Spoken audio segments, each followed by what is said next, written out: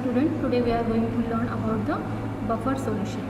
So buffer solution, it is a solution which resists the change in its pH value even by the addition of a strong acid or even by the addition of a strong base. So it means that it is a solution and it does not change its pH value even if you add the strong acid by a small amount or even if you add the strong base by the small amount. So that type of solutions are called as a buffer solution. Now there are two types of buffer solution which we have to study. First is the acidic buffer. Now it is prepared by dissolving the weak acid and its salt of strong base. Weak acid and its salt of a strong base. For example, here is acetic acid and the salt here is CH3COONA, that is the sodium acetate. So here it is the salt of strong base. Which is the strong base here? NaOH. Hence it is a CH3COO. is the salt of its strong base. Which acid? Acetic acid. So these two makes the buffer solution. The pH of the buffer solution can be given by the equation pKa plus log of concentration of salt divided by the concentration of acid. Here pKa is nothing but just like pH minus log of Ka, and Ka we know that it is the dissociation constant of weak acid.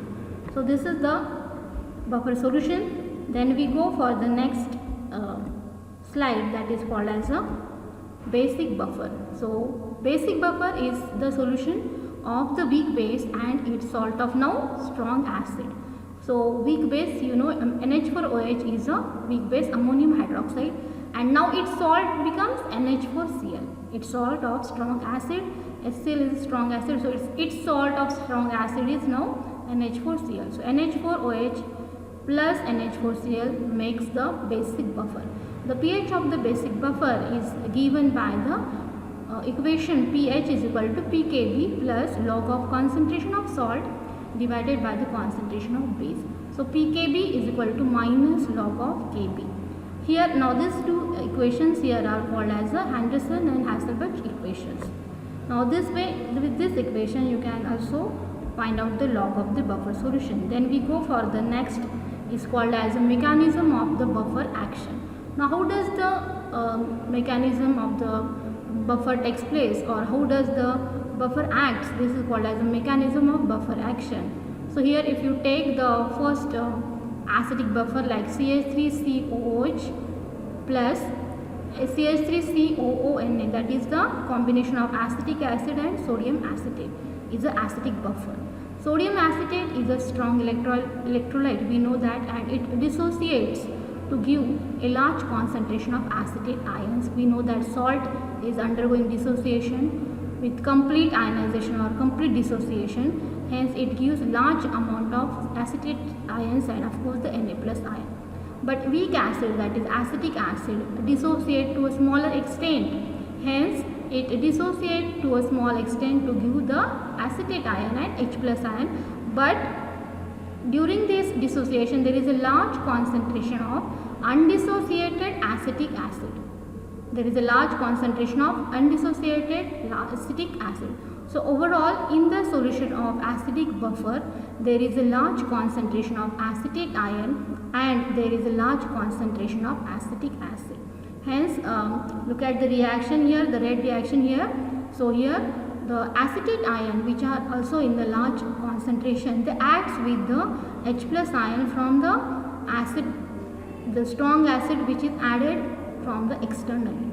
So if you add the buffer to the buffer solution, to this buffer solution, the acid, that is the strong acid contains H plus, and that H plus will be neutralized by the now acetate ions, that is the CH3CO minus ion plus H plus, and they form acetic acid. This way they are neutralizing the H plus ion, they are consuming the H plus ion by the acetate ions, hence the pH of the buffer solution will not change. Now if you add OH minus ion from the strong acid, if you add the OH minus ion from the strong acid externally, then the acetic acid which is present in the large concentration in the buffer will now consume the OH minus ion and it forms the acetate ion plus H2O. So what is formed here is not the important, but the H plus ion consumed by acetate ion and OH minus ion are consumed by the large concentration of acetic acid.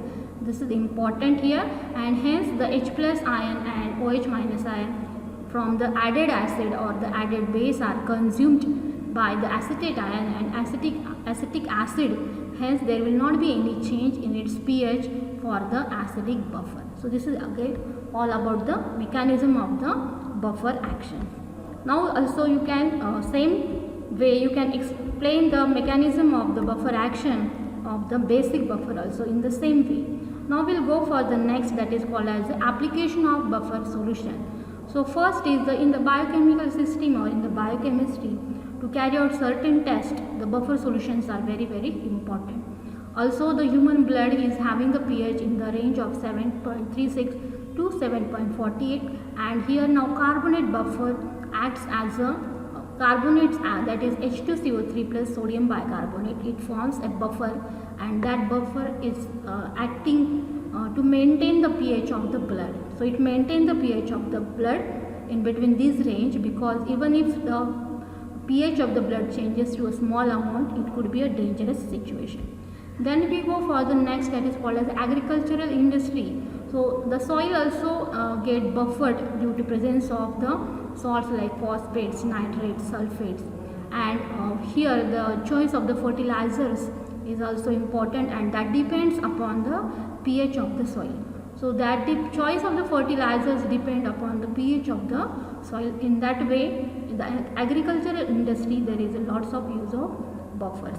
Now another kind of industries are electroplating of metal, tanning of leather, alcohol formation from the molasses, then paper industry, paint industry, ink industry, dye industry, drug industry.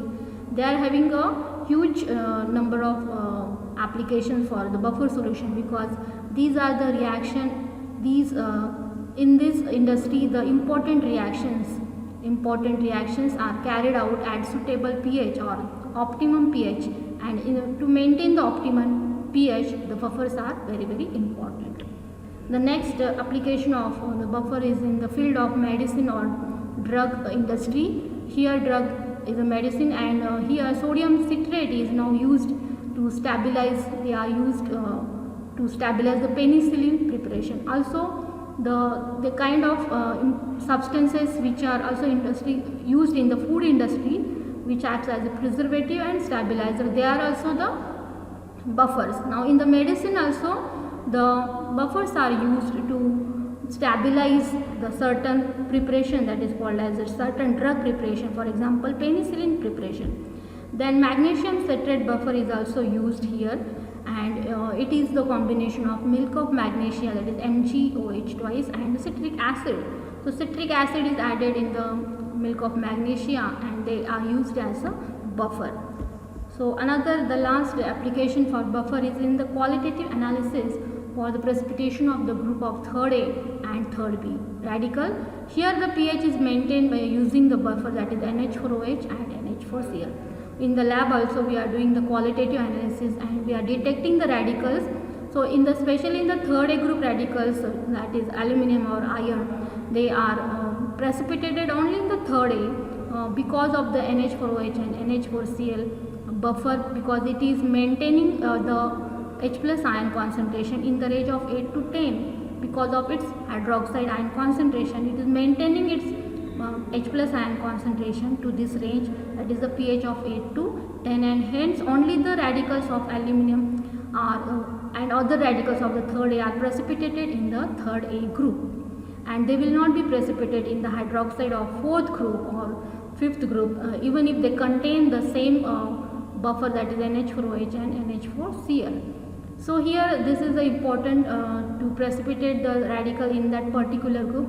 Also the third B group radical, that is the sulfides, are prepared using the same buffer, that is the NH4OH and NH4Cl, and it decreases actually the concentration of sulfides to a certain degree, and hence the sulfide ions concentration is maintained, so that the sulfides are going to be precipitated in the third B group and not in the second group, that because second group also contains the sulfides.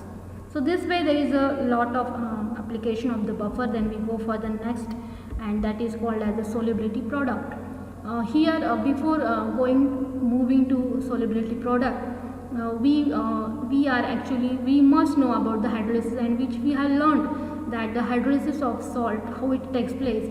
So the salts are actually dissolved in the water and they are 100% ionized, but there are some kinds of salt which are dissolved to a less extent in water or very low extent, or they are called as a sparingly soluble salt. The salt which are used which dissolved in the water to a very less extent, they are called as now sparingly soluble salt. So such kind of salts are example are AgCl or barium chloride or barium sulfate. So these salts they remain as it in the aqueous solution, and very less percent of this salt will be dissolved, and whatever dissolved is now 100% ionized. Let's understand the concept, very important, and then we go for the definition of solubility product. But here the concept is very important, that whatever the salt is dissolved, that is 100% ionized. So if AgCl, if you have taken the example here, AgCl, that is silver chloride, which is in the solid state and which remains in the aqueous, which remains in the water in the solid state, because it is not completely undergo dissolution, and whatever some amount or very little amount which dissolved will go in the form of the Ag plus ion and the Cl minus ion. So here remember that whatever is dissolved 100% ionized, whatever is dissolved is 100% ionized. So there is a equilibrium between the AgCl solid, which is undissolved, and the Ag plus aqueous and the Cl minus aqueous, which is now dissolved and in the form of ions, which is dissolved and ionized. So the equilibrium is between the AgCl solid and the Ag plus ion and the Cl minus ions aqueous. And what is mean by equilibrium? Equilibrium is established means what? So ions can go back to precipitate, or the precipitate can be dissolved to give ions. The reversible arrow, the double arrow, which indicates that the ions can go back in the solid state, means they precipitate, and the precipitate can be go and dissolve in terms of the ions. So this is called as the equilibrium is established, and this equilibrium is actually the solubility equilibrium. If Ag plus and Cl minus ion are in the solution, means they are soluble here and undergoing ionization.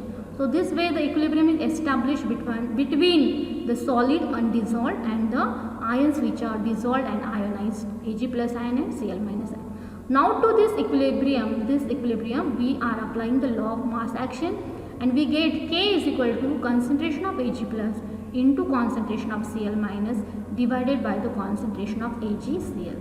And now the concentration of AgCl is equal to constant, because we know that it is a sparingly soluble salt and it remains in the undissolved state or solid state in the aqueous with a very large concentration as compared to that of the dissolved ions or ions which are ionized here. So here the concentration of AgCl is taken as a constant, and that is called as a K dash.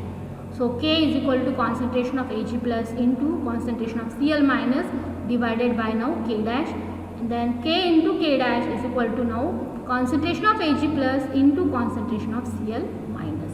And now this K into K dash is replaced by another constant that is called as Ksp. So Ksp is equal to concentration of Ag plus into concentration of Cl minus.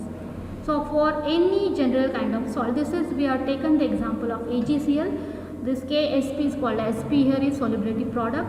Now for any general salt, this is example we have taken, and for any general salt, the equilibrium, solubility equilibrium will be like this. So here the salt is Bx, Ay, X number of B and Y number of A. So general salt is like B here is cation, A is anion, any general salt Ba, and X times B and Y times A in the solid state, and it dissolved and it gives the ions or 100% ionized. Whatever is dissolved is going to give you X number of moles of B and B raised to Y plus. The charge on the B, that is the cation, is now Y plus. Y here is anions, Y here is number of anions.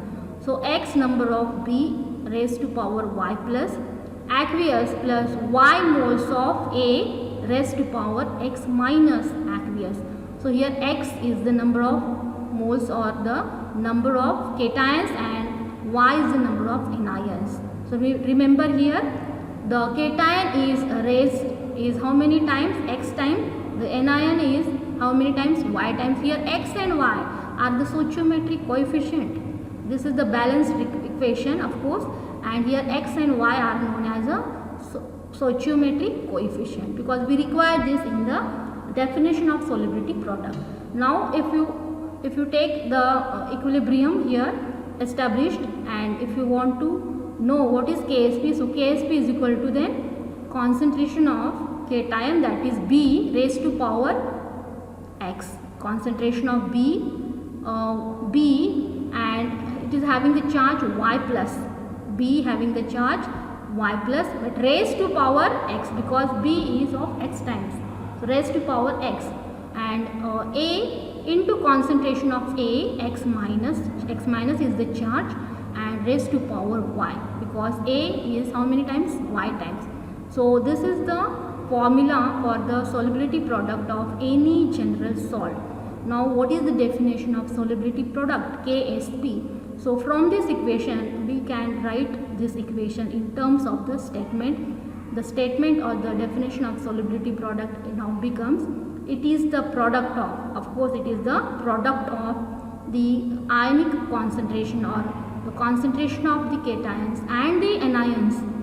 It is the product of concentration of cation and the anion raised to power which is equal to the stoichiometric coefficient in the balanced chemical equation. Again here the solubility product is the product of the ionic concentration of the cation and the anion, of course, raised to a power which is equivalent to the stoichiometric coefficient of the completely balanced equation. So this way we can find out the KSP value, and KSP is actually related with that of the solubility. Now whatever we have learned up to this, this is given in the pictorial representation, like silver chloride is slightly soluble in water. So this is way we are doing in the lab. We have taken the precipitate of silver chloride like this, and which is easily obtained because the solubility is very less. And in the lens type of diagram we can say that the ions are now separated but they are equilibrium with the solid particles. In the second diagram also it is given of CaF2 salts, and here the solubility is very less. So whatever precipitate form, very easily you get the precipitate here, and some ions are ionized but they are in equilibrium. The double arrow here in the diagram pictorial representation indicate that they are in the equilibrium with their own solid crystal. So all the solid will not be dissolved, the solid remain in the undissolved state, and the some ions are which are ionized and but they are in equilibrium with the undissolved or the precipitate or the solid salt. So this salt is a sparingly soluble salt. So I think that's all for the today's video, and we will meet in the next video. We'll talk in the next video about the last part of the ionic equilibrium. Until then, the best wishes for your studies and take care.